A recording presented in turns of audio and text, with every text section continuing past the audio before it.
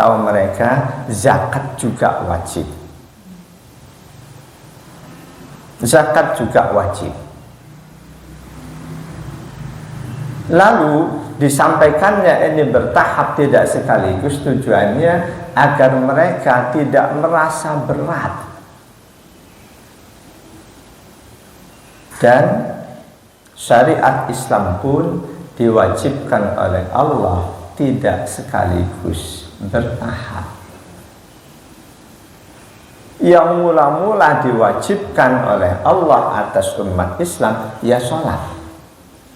Satu-satunya kewajiban yang waktu penetapannya sebelum hijrah itu sholat 5 waktu.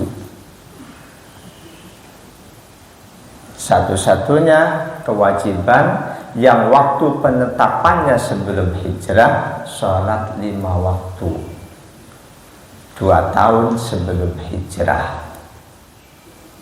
Selain sholat 5 waktu, apa itu zakat, puasa, haji, baru diwajibkan setelah hijrah. Jadi boleh dikata sholat sebagai kewajiban menempati kedudukan yang paling tinggi.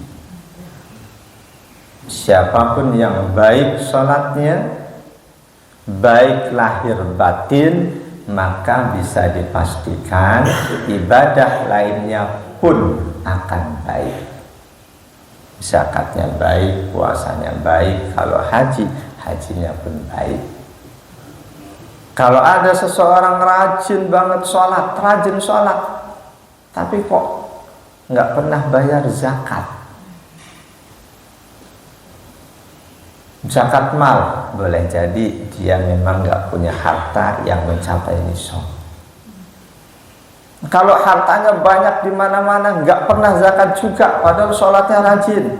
Mungkin sholatnya rajin baru sebatas sholat fisik, sholat lahiriah, sholat batiniyahnya belum.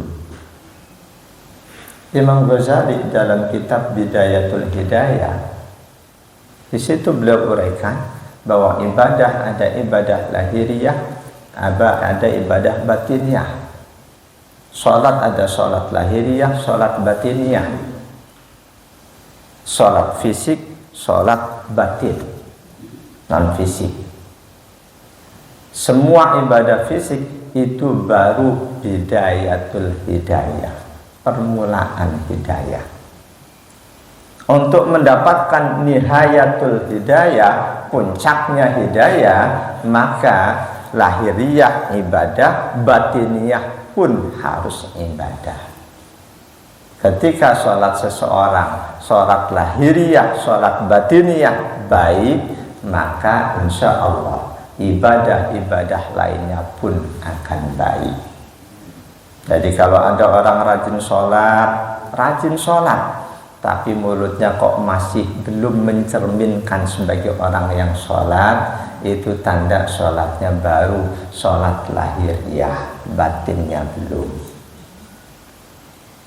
Ada orang rajin banget puasa wajib, puasa sunnah, tapi emosional banget, pengendalian hawa nafsunya masih belum baik.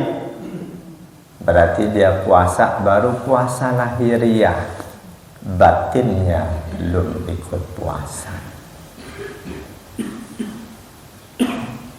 Jamaah hadani Allah wa iyyakum ajma'in.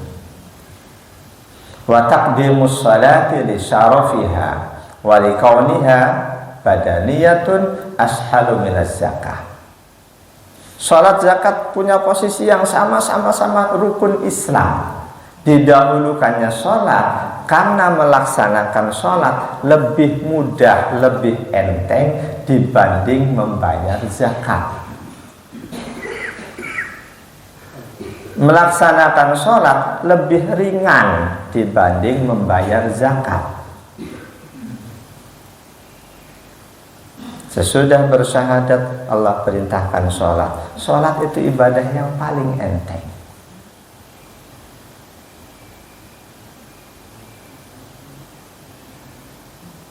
Salat ibadah badaniyah, zakat ibadah maliyah. Wa badul mali masyakkun. Melaksanakan ibadah harta menurut nafsu manusia itu lebih berat dibanding ibadah badan. Mayoritas manusia masih memperhatikan, kalau tidak bahkan memperturutkan perasaan nafsu. Karena itu persentase umat Islam yang sholat jauh lebih banyak dibanding umat Islam yang rajin infak sedekah.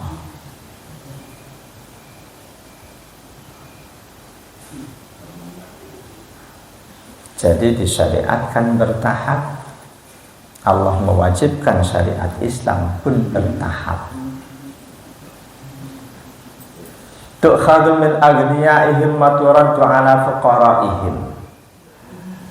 Zakat tu'khadhu min aghniyaihim, diambil dari muslim yang kaya. Berarti zakat mal, bukan zakat fitri. Wa turaddu ala fuqaraihim, dan diberikan kepada muslim yang fakir.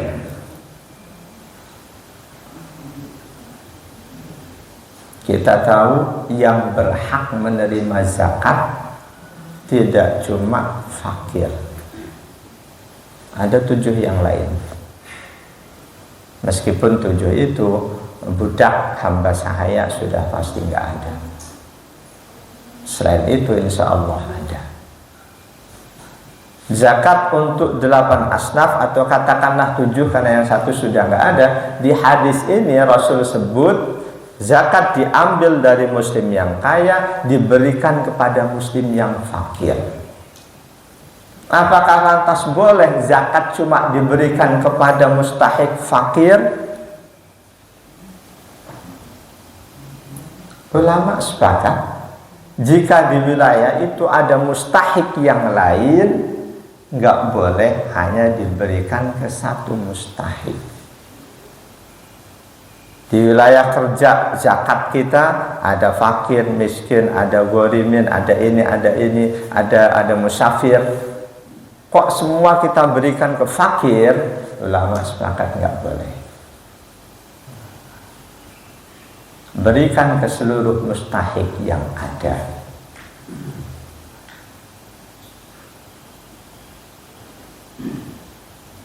Lalu kenapa di hadis ini Rasul kok cuma sebut orang-orang fakir? Diambil dari muslim yang kaya, diberikan kepada muslim yang fakir. Ini cuma berbahasa saja, di muqabalatil fuqara bil aghniya. Karena Rasul sebut diambil dari orang kaya, diberikan ke orang fakir, cuma untuk berbahasa. Alasan lain, wa li'annal fuqara ahmul aghlab, dari seluruh mustahik zakat yang paling membutuhkan ya orang-orang fakir. Sekaligus hadis ini menguatkan pandangan bahwa antara fakir dengan miskin, fakir itu kondisinya lebih susah. Soalnya ada perdebatan fakir miskin, siapa yang lebih susah. Ada ulama berpandangan miskin itu lebih susah dibanding fakir. Tapi mayoritas ulama berpandangan sesuai urutan ayat, fakir itu lebih susah dibanding miskin.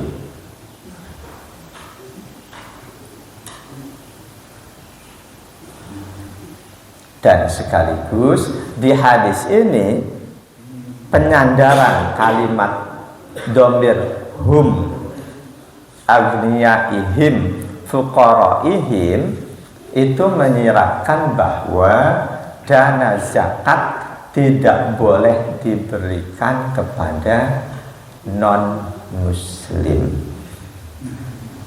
Diambil dari muslim yang kaya, diberikan kepada muslim yang fakir. Ini ulama sepakat nih, dana zakat tidak boleh diberikan kepada non-muslim.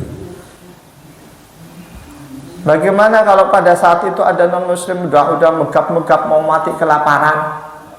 Berikan dari yang lain. Dari infak boleh, dari sedekah, dari hadiah boleh, dari zakat tidak boleh. Jadi dalil bahwa zakat tidak boleh diberikan kepada non-muslim, hadis ini dari ucapan Rasul, sabda Rasul, tu'khadhu min aghniyaihim wa turaddu ila fuqaraihim. Diambil zakat itu dari muslim yang kaya, diberikan kepada muslim yang fakir. Sama-sama muslim.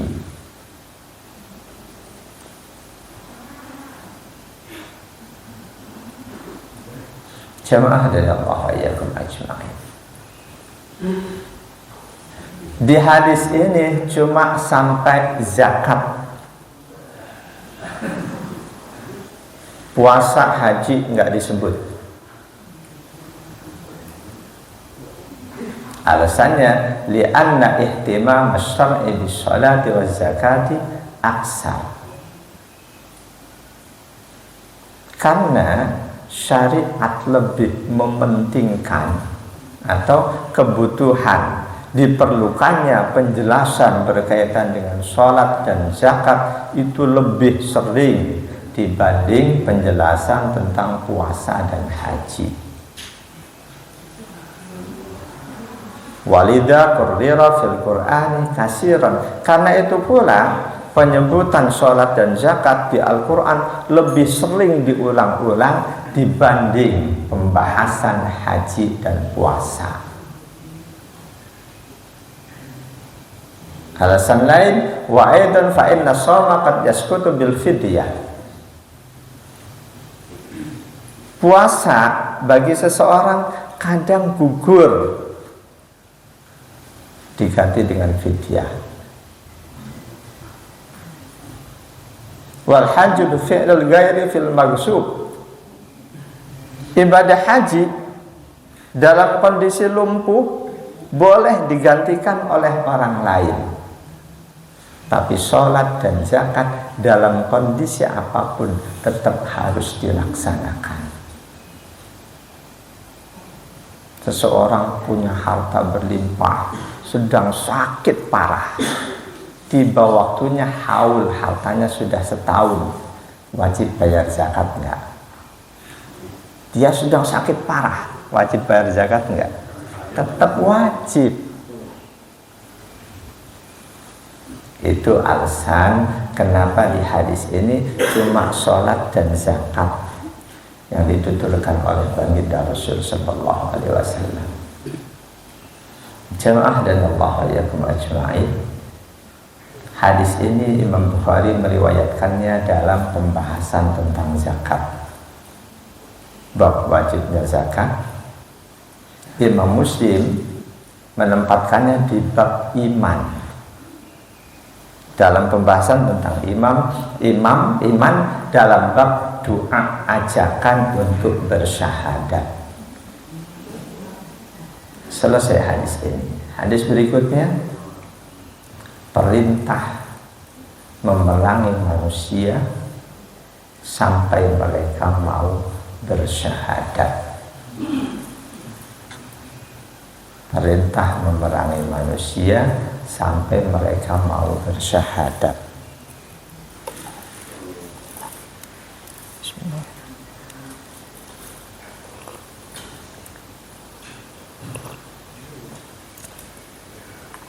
Wa Ali bin Umar radhiyallahu anhuma, dari sahabat Abdullah bin Umar bin Khattab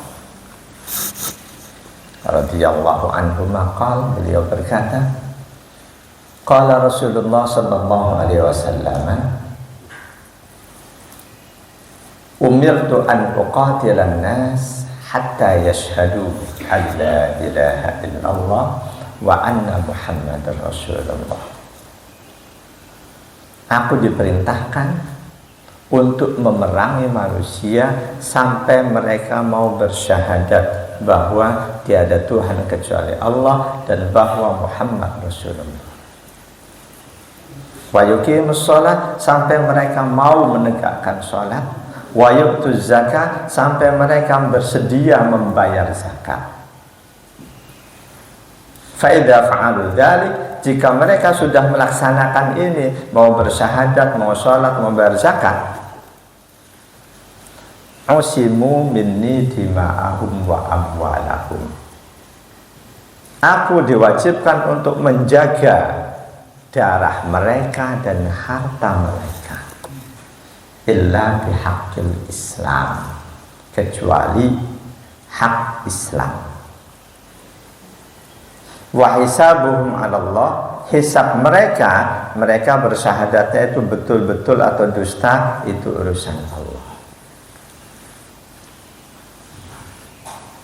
Jamaah dan Allah wa iyyakum ajma'in. Di hadis ini Rasul menyatakan umirtu, aku diperintahkan. Yang memerintahkan enggak disebut, majhul. Meskipun enggak disebut ya sudah jelas, yang memerintahkan Allah. Aku diperintahkan oleh Allah an uqatilan nas, untuk memerangi manusia.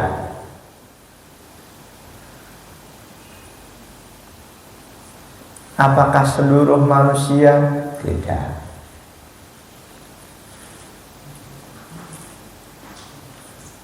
Ini salah satu hal yang menunjukkan bahwa hadis itu perlu dijelaskan.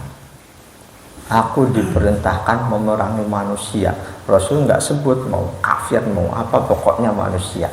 Kan bahaya kalau difahami apa adanya.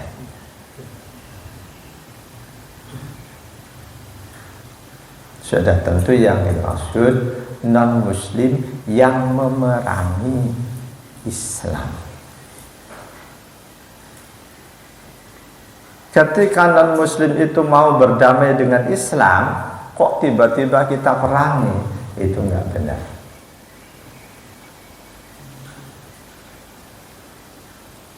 Rasul banyak berteman dengan non-muslim sampai akhir hayat beliau. Demikian juga para sahabat Nabi. Kita pahami, aku diperintahkan memerangi manusia kafir. Dimanapun ada kafir, perang. Pasti Islam akan dikeroyok.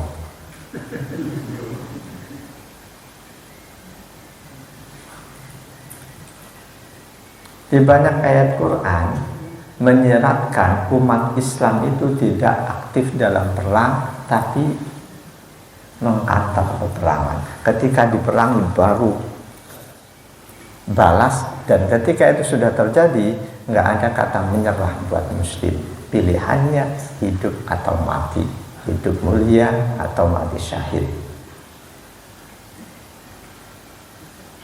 Jadi Islam bukan orang yang suka mengganggu, tapi sekali diganggu harusnya seperti itu. Islam bukan ajaran perang, tapi sekali diperangi tidak ada ampun kecuali mereka baca syahadat atau bersedia tunduk dalam aturan Islam.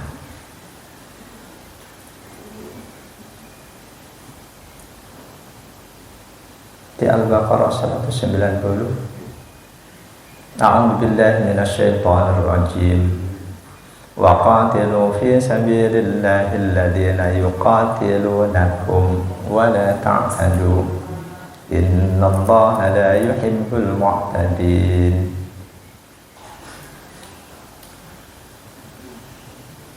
Wa qatilu fi sabilillah, dan perangilah di jalan Allah, karena Allah siapa? Alladzina yuqatilunakum, orang-orang yang memerangi kamu. Dan selalu waqatilu fi sabilillah. Kalimat fi sabilillah nggak pernah putus. Jangan pernah perang karena hawa nafsu. perang karena memperebutkan jabatan yang diperangi sesama muslim. Karena nafsu bukan. Tapi ya ini harus kita maklumi, sesama sahabat perang itu perang karena apa? Memperebutkan apa? Sahabat-sahabat Nabi akidahnya sama. Satu sisi Ali bin Abi Thalib dan yang lain-lain, sisi yang lain Muawiyah. Sama-sama sahabat Nabi. Bahkan di waktu itu Muawiyah di dalamnya ada Siti Aisyah. Mereka bukan perang antara muslim dan muslim. Itu generasi pertama, generasi sahabat, ada peperangan. Jadi kalau generasi setelahnya ada peperangan sesama muslim, ya kita memang harus prihatin.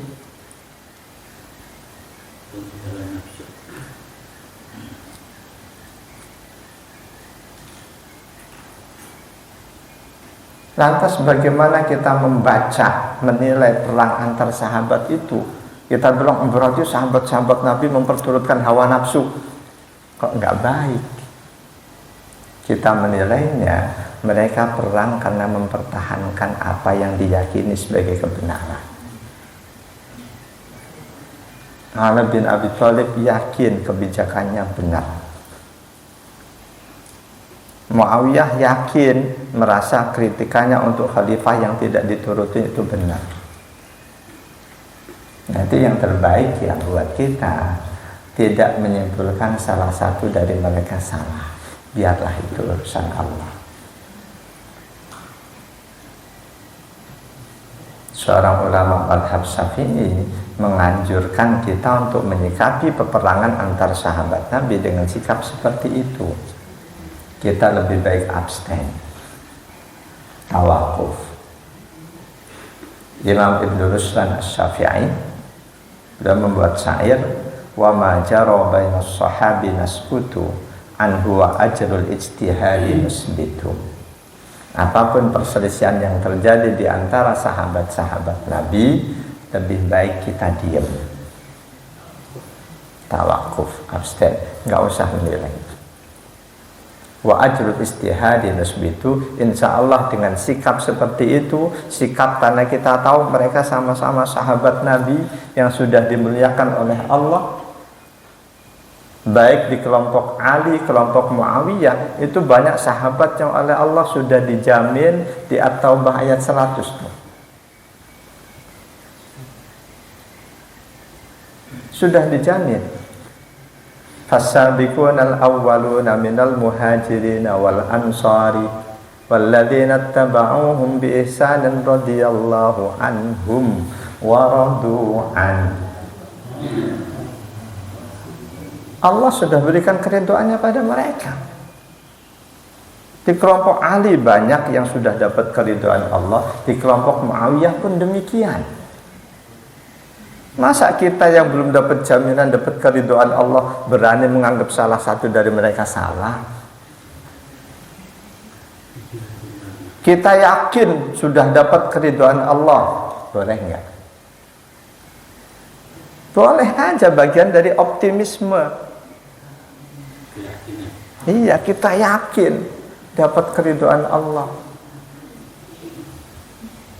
Nah kalau sahabat Nabi nggak sekedar yakin, Allah yang ngasih tahu bahwa Allah sudah meridai mereka.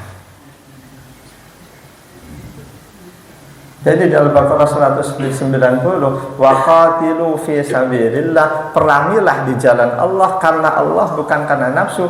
Alladzina yuqatilunahum, orang-orang yang memerangi kalian. Itu pun masih dengan catatan wala ta'tadu, jangan kalian melampaui batas.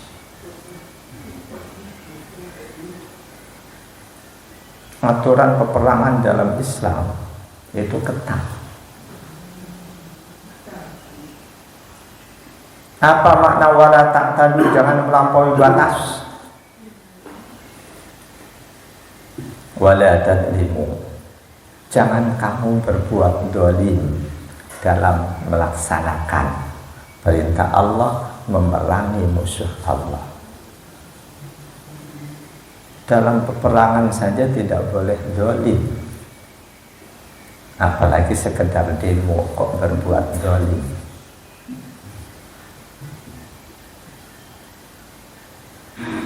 Jangan melampaui batas. Ada 4 pandangan ulama, maknanya apa? Yang pertama, qatlun nisa wal wildan, tidak boleh membunuh kaum wanita dan anak-anak. Ini pandangan dari sahabat Abdullah bin Abbas dan Mujahid.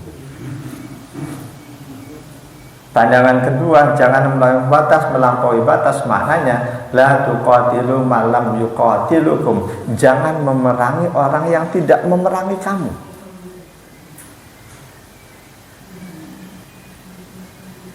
Peperangan di tengah masyarakat, kadang tentara membaur dengan rakyat, ini yang repot. Ketika ada rakyat jelata, rakyat biasa, bukan tentara, kita asumsikan sebagai tentara musuh, kita bunuh, berarti kita zalim. Itu yang PBB mengadopsi ketika perang, dianjurkan rakyat sipil untuk diungsikan. Jadi yang perang benar-benar tentara dengan tentara. Jadi makna kedua, jangan